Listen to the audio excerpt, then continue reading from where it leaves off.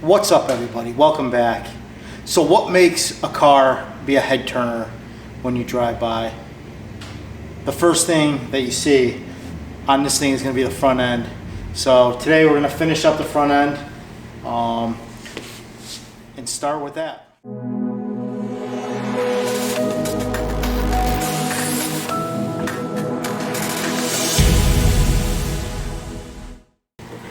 So there's a little more welding and fitting on this thing. One thing, I had some Chinese intercooler on it that I wasn't really happy with. So I dug up a Spirco one from a long time ago. It was painted black.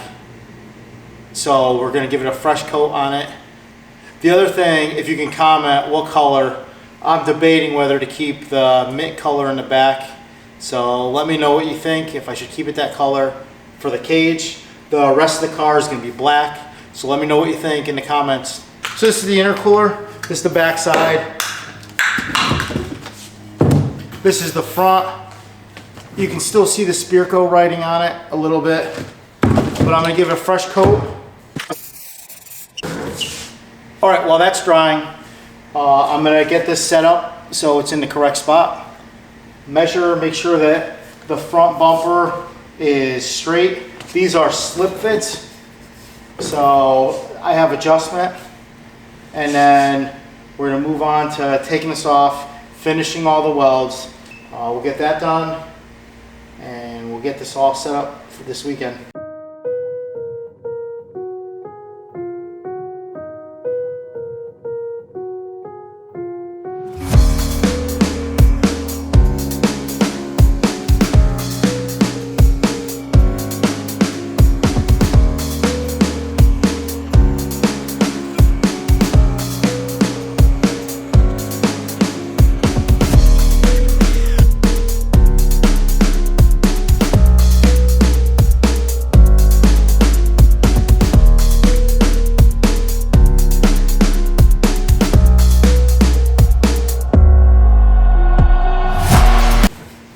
So I got the bumper welded up, did some fitting, and I found out the Spirco intercooler is too thick for the mounts that I have for the radiator.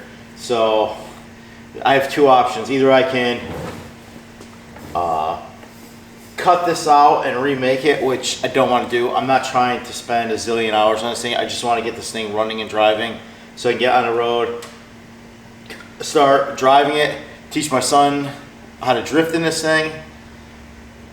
So that leaves option two, put the Chinese intercooler back in.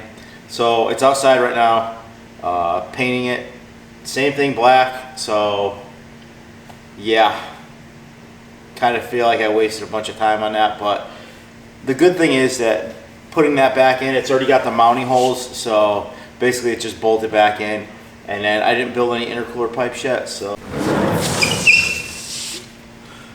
the next big thing is lights. So because I'm going to be street driving this thing, there's a couple things I need. I know this thing's going to be a pullover magnet, but I'm going to make this thing legit, so even if I get pulled over, they can't really say anything because it has everything that the original car had. So the first thing is, in the front, it needs to have high beams, low beams, and turn signals, which this light that I found, and they weren't too expensive, has everything integrated. So two center rows are your low beam, your full is high. It also has a daytime running light, and it has the turn signal. So what happens is when you go to turn, the daytime running light will turn yellow or orange. So it basically stops me from building 100 brackets on this thing. And I had a bunch of brackets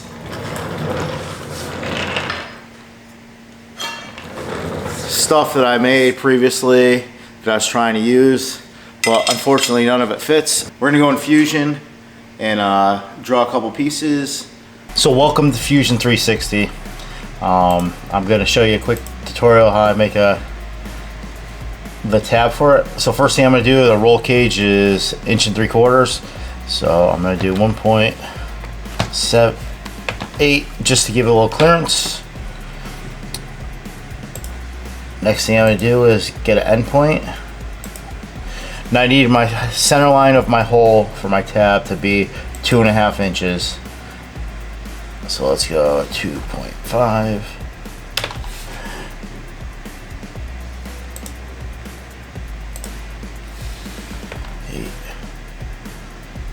Millimeter. So I put a hole here that's 8 millimeter.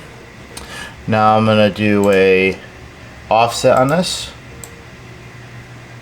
And for this, because it's headlight, I'll do 0.375.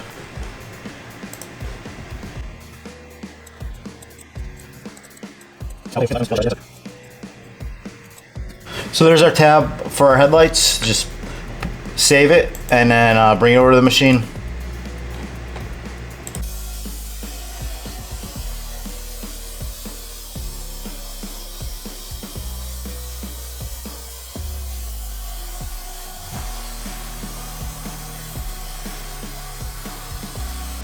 So the tabs came out good.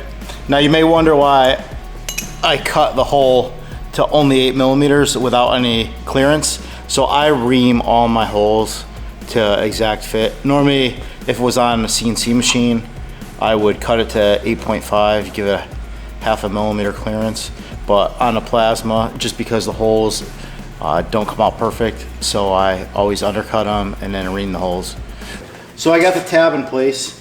I cut a big aluminum bar, so it just makes it easier for me to see what it looks like. And I've moved it up and down, and I figure that this looks the best on this. It's not sticking up too high. It goes into this little bumper pocket, which I was hoping for the lights. So we got the light in place. It's not tacked. What I did was I cut an aluminum bar to the height I wanted. So I kind of wanted it in this pocket, but protected in case I ran into something, if you know what I mean. So let's get this thing tacked on and then get this thing to start looking like something.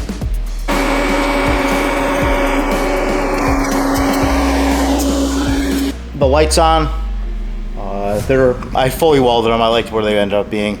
So I just put them on, they're lightly bolted on. The only thing I'm probably gonna do is, so when I'm going the speed limit, 65, I'm a little worried that they'll wiggle. So what I'm probably gonna do is take a small heim joint, like a 1/4 inch or 3/8 one, and go from the top, because there's secondary mounting holes, down to like here where I can adjust them so they have some stabilization at the top. It's pretty stable here. It's just the brackets that came with the light are kind of wiggly, and I don't want to go down the highway and have it going like this. So I did end up putting the original intercooler back in, and I'm going to start doing the intake.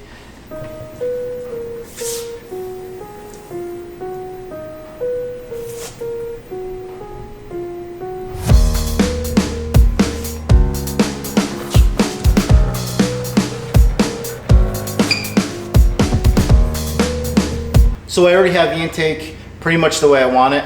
I'm gonna have to shorten it because I want the filter to be centered, but I'm gonna mark this, weld it up. Actually, I'm gonna stop and I'm gonna clean this because I don't want to weld over the polish. And then I'll redo it.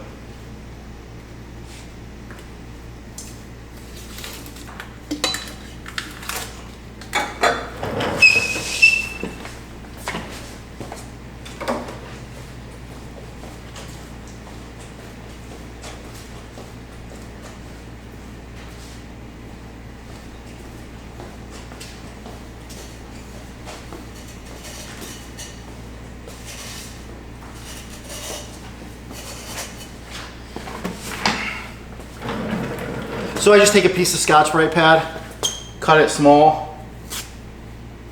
Actually, not even cut it, I just rip it off small. And I only go one way.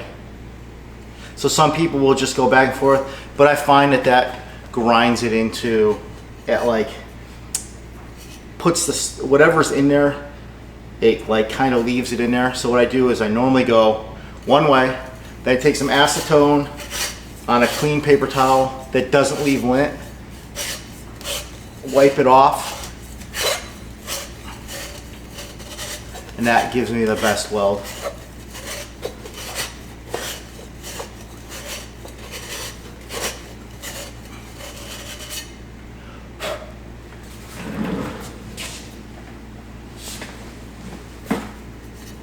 And as you can see, it knocks down the polish. Once I hit it with the acetone, acetone is your friend for when you're welding aluminum. So acetone,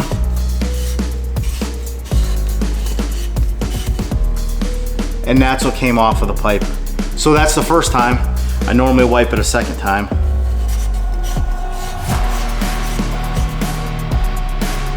And that's the second time. So that is ready to be welded. And I will say that I get a lot of people that say, I can't weld aluminum. The tighter you can get it and the cleaner the material is, the easier it will be for you.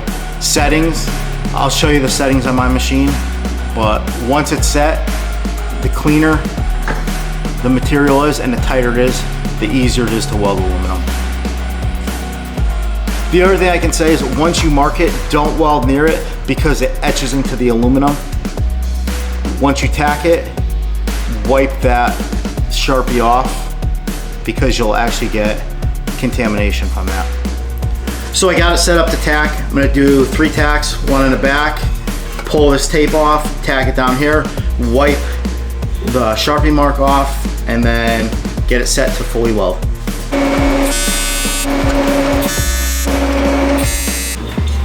So I thought I was getting me welding this, but this is how it came out.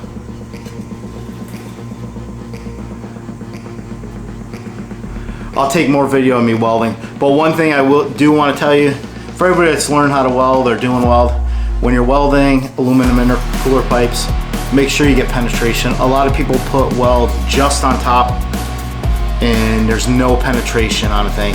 So when I'm going to show you inside what it looks like. If you don't have penetration on the inside, then you're not doing it right. So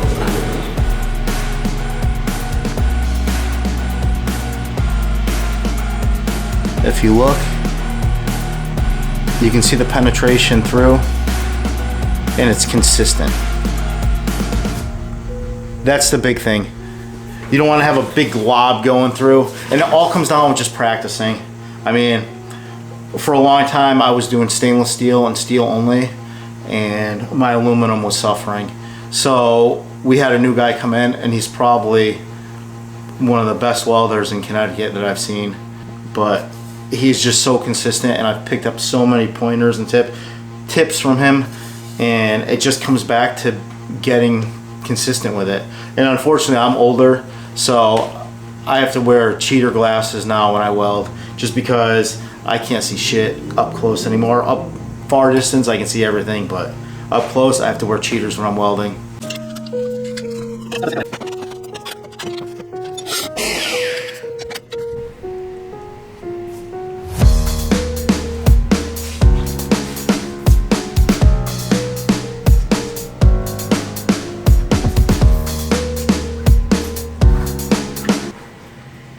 So now that this is done, my next goal is to get this done tonight, but I'm gonna probably put some tabs here because I'm gonna get this thing running right now, but eventually I'd like to put a scoop here, so there'll be a little scoop that brings all the air into the intake. I think it'll look cooler. It'll finish all this off because it will be covered right here. And then I can make it where it slides over, bolts on right here, and then it will be good. So, well, I'm happy with that. Now on to the first intercooler pipe. So I'm going to start with the hot side because I still have to modify the intake manifold. So I'm going to try to keep everything compact to this area right here, because I'm gonna put modified Miata knuckles to get more angle, but also I'm gonna mess around with this thing in the winter. So I may put taller snow tires on it, but I just want to leave as much room as possible here in this area. Who knows, in the winter I may have to do some modifications. I was already thinking about coming up here on an angle and pulling this out. So let's get started on this intercooler pipe. This is just, I don't know, it came off of Amazon. I'm not trying to build this thing. I know it's gonna get messed up, so I wasn't going crazy with tubing. So this is just an Amazon intercooler kit that came with this, with all the tubing and the intercooler. So I'm gonna trim this so there's just enough to put a bead on it, and then I'm gonna come out of here on a 45. So this is a 2.5 inch to 2 inch 45 reducer coupler. So I'm gonna cut this enough, put a bead on it, 45, and then start cutting there.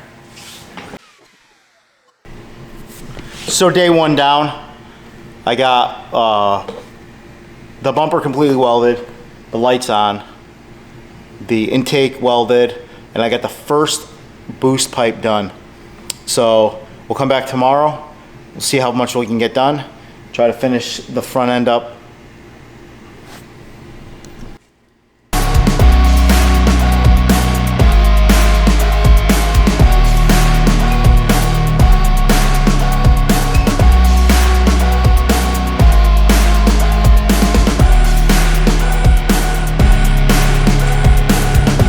What's up? Day two. We're gonna start off with welding up this intercooler pipe. We'll see how far we get today. I really don't feel like being here today, so we're gonna do a little bit, try to get this whole front end done, and move on to tomorrow. So we got the first pipe all cleaned and marked. It's got my little reference point.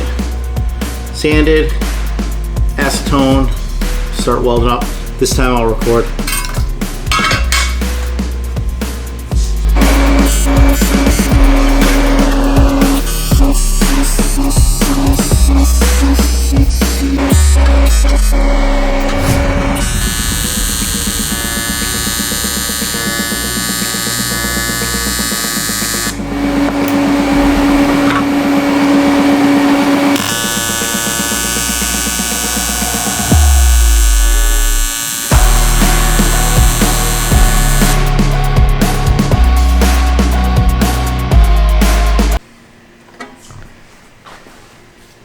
So I got the pipe all done.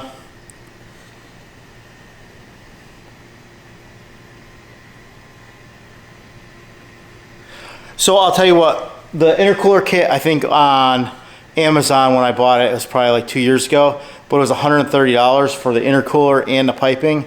And this thing was just gonna be a beater smashed into a wall. So I'm actually pretty surprised at how this welds for what the pipe is. Normally you get something with a coating on it. This thing came perfectly clean, just a little cleanup, and it welded perfect. Just as I expected, it fit perfect.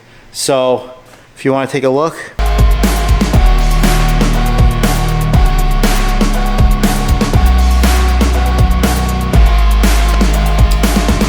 So it looks like it's starting to come together.